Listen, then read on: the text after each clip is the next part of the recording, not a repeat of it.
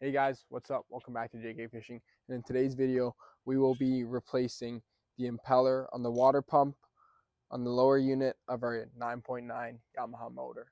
Let's get into it. So for those of you who don't know what the impeller or water pump is it's in the lower unit here, and basically what it does, it intakes water from the water that the boat is sitting in and uses it as a coolant to cool the inside of the motor. It's very important that you replace these every couple of years, or even more often if you're experiencing issues with it. Otherwise, it could lead to your engine overheating and further problems with your motor. So to tell if your water pump, your cooling system is working correctly, you'll notice when you're on the water and the motor is running, whether it's in idle or in neutral, reverse, forward, anything, water will be squirting out this hole here.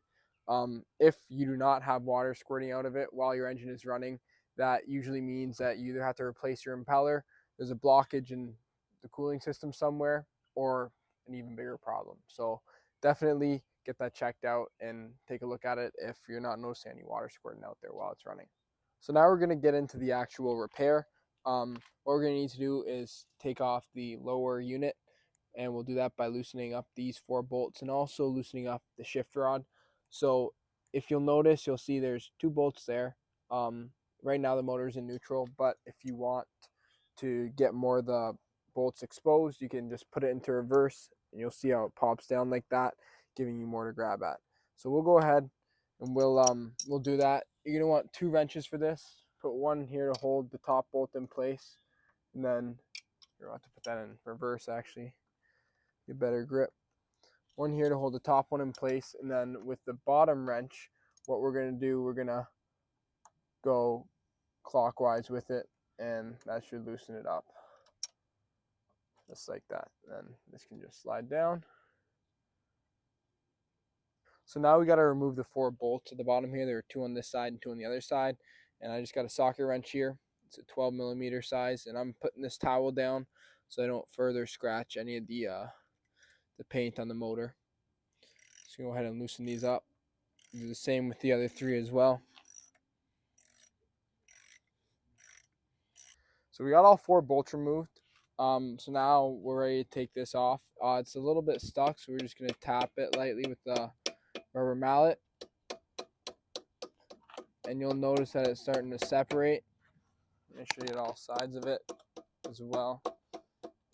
I just got an extra pair of hands here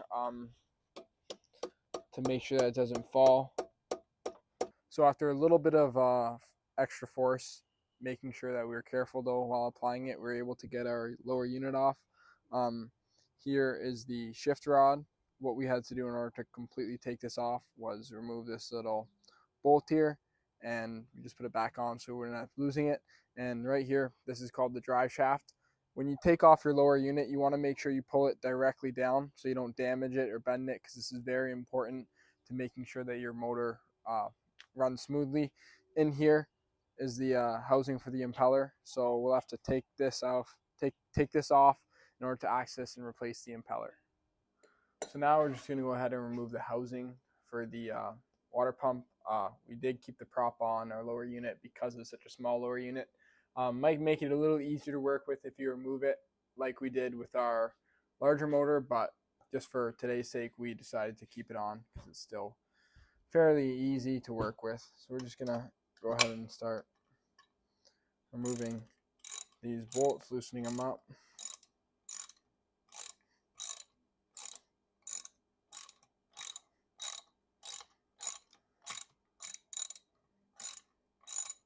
Go ahead and do this for all 4 bolts on here. 1, 2, 3, and 4.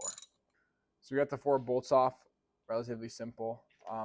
Now we're just going to take off the housing. Try to make sure we don't go as straight as possible. Should slide off easily. And take a look at the impeller. It is incredibly destroyed, in dire need of replacement. So I think it's a great time that we're doing this repair at the time we're doing it. You'll notice little chunks of it too, just sitting around out there. So we'll have to go ahead and take that off. That is what a toasted impeller looks like on your water pump. Yeah. Wow. Brutal. All right. Destroyed. Let's get to it. So the housing is in pretty good shape. We're just going to make sure to clean that up a little bit. get any little pieces of rubber from the impeller that are still stuck in there. And then we're going to remove the impeller itself and this plate here. What's left of it. Exactly. Typical, you've probably seen it a couple times video, just socket wrench. Yeah, this one is a little large. A different one because it won't turn at all. The other one's right there.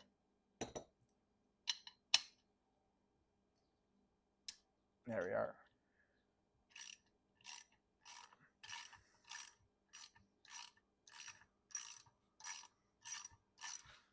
We'll go ahead and get these two bolts out. Should be enough for that one. So we've gone ahead and used a flathead screwdriver just to pop it up. Let's grab this. It should slide decently easy. It's a little tougher up here where it gets thicker, but look at that. That is not what an impeller is supposed to look like. So we got the Woodrow key removed. You'll see a little slot for it where it used to be. We weren't able to get it with the channel locks. So what we had to do was just use a flathead screwdriver, hold it like this, and just tap the butt end of it with a ball peen hammer in order to provide force to pop it out. So now we can go ahead and take off this metal plate here. And you'll see your pieces of rubber impeller all up in there. So we'll go ahead, take these out, and then clean that out before putting the metal plate back on and replacing the Woodrow key and the impeller itself. So let's get to that. As we were cleaning this housing, upon further inspection, I've taken out this metal kind of protective covering. We realized that the inside of this housing is completely deteriorated. There are chunks of rubber and plastic inside the water output. So we went ahead and we ordered a new one of these as well. So we're gonna have to wait till that gets in before we finish the repair. And we weren't originally intending on replacing this, but seeing the condition it's in, we know that this is required. So we'll show you guys how to replace that as well. So as you can see here, we have the new replacement part just came in and came with the new impeller housing. This is a new one, this is the old one. And we've already gone ahead and put the rubber O-ring in there. So we're gonna go ahead and we're gonna go put back together the rest of the motor. So now we got our plate back on. Next step is to put in the new Woodruff key. So we're just gonna slide in like that, put it at a little bit of an angle so that it taps in nicely. And then just with ball peen hammer, just give it a light tap. Just tap it in. So now we're gonna put the new impeller on. We put a little bit of marine grease just to make sure that it goes on smoothly. Should slide on pretty easily. And you're gonna notice that there's a little slit underneath the impeller. Might be tough to see, but that's gotta line up with the Woodruff key in order for it to slide on properly. So just slide it down, making sure that it's in line. Should slide on just like that. Now it's not gonna go anywhere and it's gonna twist with the motor, because without that key in there, it would just spin freely. So now we're gonna go ahead and get the housing on, the new housing. So slide that over the top. Sit it down like that. And now we're gonna twist the drive shaft.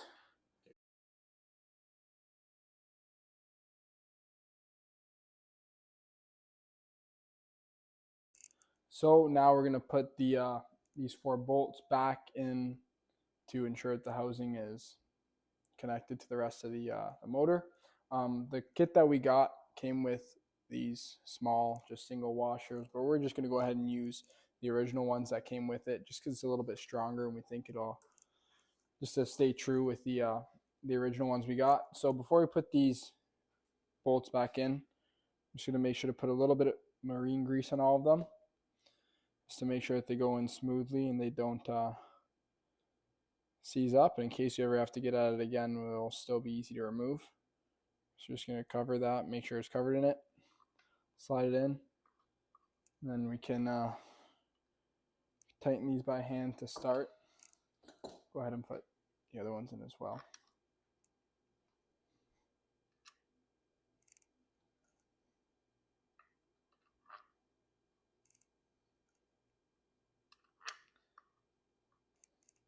We're just going to go ahead and tighten these up with the socket wrench.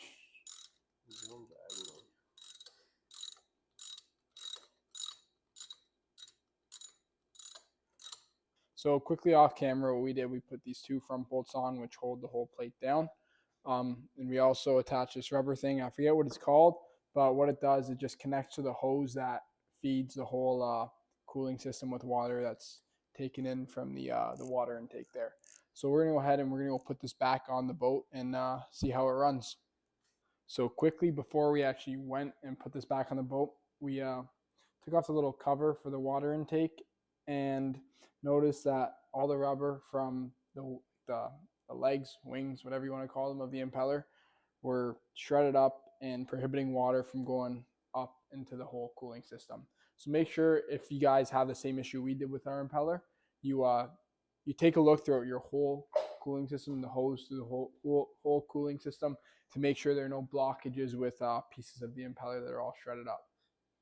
So yeah, we're gonna go ahead and throw this in the boat now. So we attached the lower unit back up via the 4 bolts that we removed at the start. Made sure everything was lined up, and so now we're going to test it to make sure the impeller works. We made sure to get both intakes completely submerged with water, which is why I got this garbage can here. So if you want to go ahead and start it up, and we'll see how it works. Works perfectly now. Look at that. This is what you want, a nice steady stream of water. That's how you know the inside of the engine is being cool. Goes in forward, goes in reverse. Perfect. Well, guys, that's all for the video today. Hope you guys learned something new and learned how to repair your impeller on the water pump on your 9.9 Yamaha 4-stroke motor. If you like this video, make sure to leave a thumbs up down below. Hit that subscribe button. Really helps us out, and we'll see you next time.